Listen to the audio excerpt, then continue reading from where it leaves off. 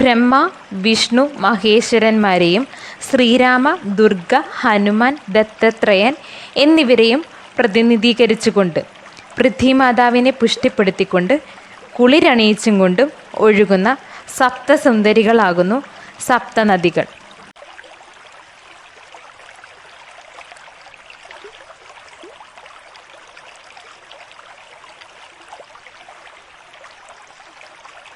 സനാതനധർമ്മത്തിൽ 7 പുണ്യനദികളെക്കുറിച്ച് പരാമർശിക്കുന്നു.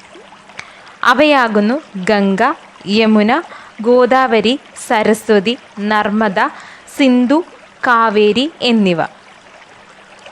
ഇതിഹാസങ്ങളിലും മഹാകാവ്യങ്ങളിലും വേദങ്ങളിലും ഉപനിഷത്തുകളിലും ഉപോപനിഷത്തുകളിലും ഇവരെ വ്യക്തമാക്കുന്നു. ഗംഗ, യമുന, സരസ്വതി എന്നിവ ത്രിമൂർത്തികളെ പ്രതിനിധീകരിക്കുന്നു. പിന്നെ വരുന്ന ഗോദാവരി, നർമ്മദ, സിന്ധു, കാവേരി എന്നിവ ശ്രീരാമദേവനെയും ദുർഗാമാതാവിനെയും ഹനുമാൻ സ്വാമിയെയും ദത്തത്രേയ മഹർഷിയെയും പ്രതിനിധീകരിക്കുന്നു. സപ്തനദികളിൽ പ്രഥമ സ്ഥാനം അലങ്കരിക്കുന്നവളാകുന്നു ഗംഗ. ഗംഗാനദി ഭഗവാൻ പരമേശ്വരനെ പ്രതിനിധീകരിക്കുന്നു എന്ന് പറയേണ്ടതിൻ്റെ ആവശ്യകതയില്ലല്ലോ. കപില മഹർഷിയുടെ ശാപം ഏറ്റുവാങ്ങേണ്ടി വന്ന സകരപുത്രന്മാരുടെ ആത്മശാന്തിക്കായി മണ്ണിലേക്ക് വന്ന പാപനാശിനിയാണ് ഗംഗ. ആത്മശുദ്ധീകരണത്തിന് ശക്തിയുള്ളവളാകുന്നു ഗംഗ. ദ്വിതീയമാവുന്നു യമുന.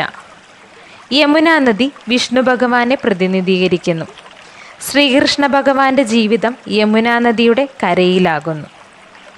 അടുത്തതായി സരസ്വതി നദി.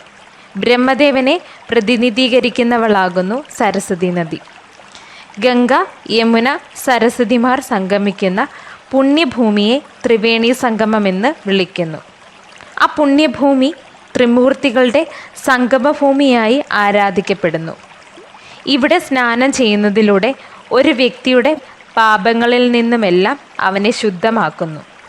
കൂടാതെ പുനർജന്മ ചങ്ങലകളിൽ നിന്നും മോചിപ്പിക്കുന്നു. ഇങ്ങനെയുള്ള സപ്തനദികളിൽ ഏതും തന്നെ സംഗമിക്കുന്ന ഭൂമിയെ പവിത്രമായി സനാതനധർമ്മം കണക്കാക്കുന്നു.